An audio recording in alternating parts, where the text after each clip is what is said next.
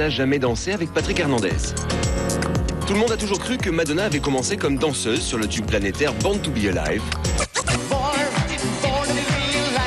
Pour cette chanson, Patrick Hernandez recherche à l'époque des danseuses et organise un casting à New York où il repère une jeune fille totalement inconnue.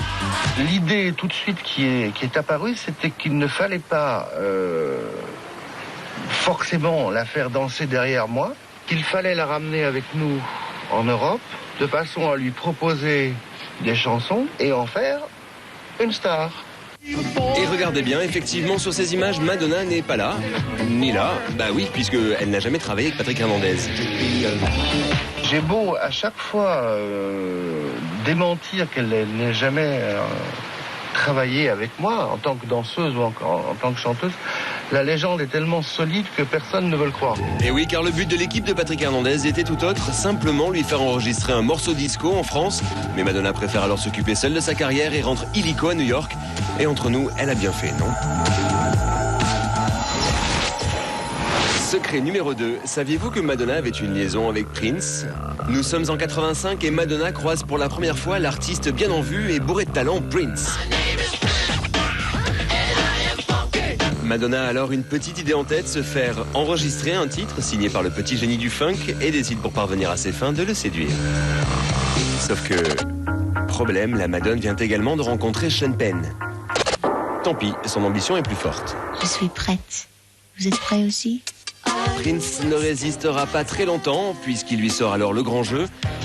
Limousine blanche, les plus grands hôtels de Los Angeles. Bref, Prince est amoureux et lui écrit sa love song qu'ils enregistrent tous les deux dans son studio perso de Minneapolis. Madonna a donc atteint son but et une fois le titre enregistré, les deux artistes se séparent. Elle n'était pas amoureuse de son prince charmant, mais bien de celui qui deviendra son futur mari, Sean Penn. Gardez bien à l'écart de cette liaison secrète et c'est pas la peine d'insister, monsieur. Secret numéro 3, comment Madonna a réussi à sauver le tournage du film Evita. Depuis longtemps, Madonna avait comme projet de tourner un film sur la vie d'Eva Perón, figure emblématique de l'Argentine, dans laquelle Madonna se retrouve complètement. J'aime sa flamme intérieure, la passion qu'elle mettait dans les choses qu'elle faisait, sa détermination, son courage. On a vraiment plein de choses en commun.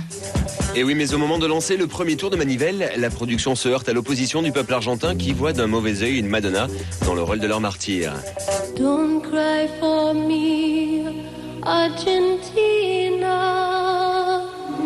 Du coup, les autorités argentines vont bloquer le tournage. Hors de question de voir Madonna évoluer dans les décors naturels de Buenos Aires.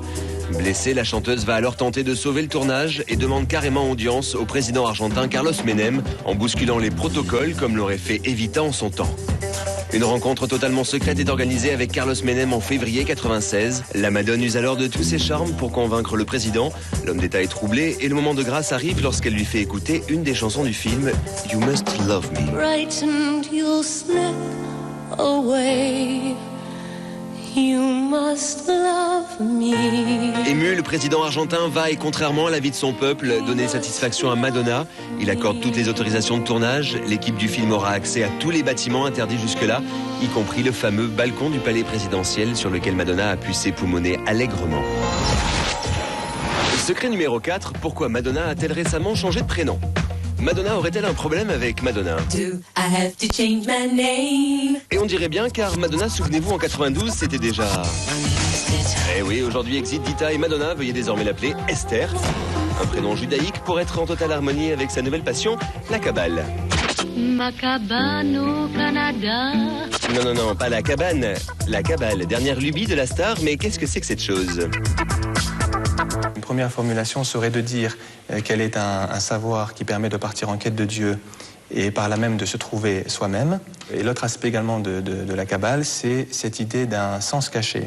Ouais, ça a l'air compliqué comme ça, mais Madonna, elle a tout compris et incite même ses amis les stars à rejoindre le mouvement, tout comme Britney Spears. Normal, elle fait tout comme Madonna, celle-là.